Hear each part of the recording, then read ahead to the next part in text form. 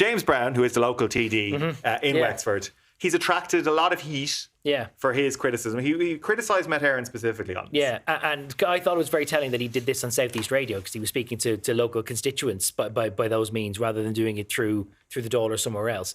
But yeah, his grievance is with the fact that Met Éireann used the colour-coded system that we've all now come to know over the last 10 years or more that it's been in place, and particularly because it is a very calculated, very numerical, it's all done by metrics system. So when it comes to rainfall, for example, they say, well, we are projecting this amount of rainfall, and they basically categorise it. There's limits and thresholds beyond which yellow becomes orange and orange becomes red.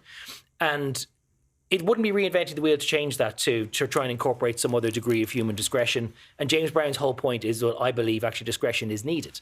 That you can't just have a system where you say, right, it's only this much rain, because you know how much rain there has been in the 3 previous weeks. You know the ground is soggy and saturated in most areas already. You know the rivers are at high level because, as you point out, Richard, there's hydrometers already there. So why don't you have some discretion to say, well, hang on, why didn't you just go orange or red straight away if there was this much of a threat to property?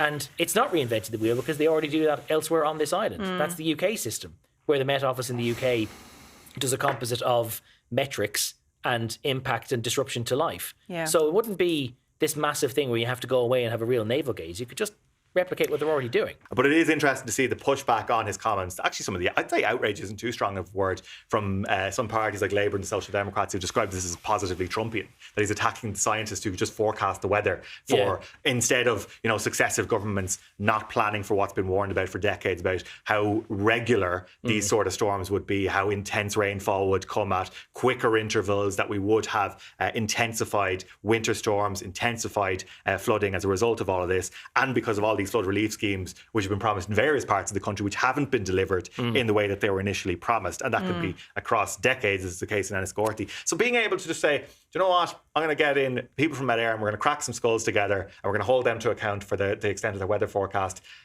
I mean, that's very much putting a very narrow focus. Blame it on the Weatherman. It's what was it, Bewitched song from back in the day. I mean, you can't keep blaming the Weatherman.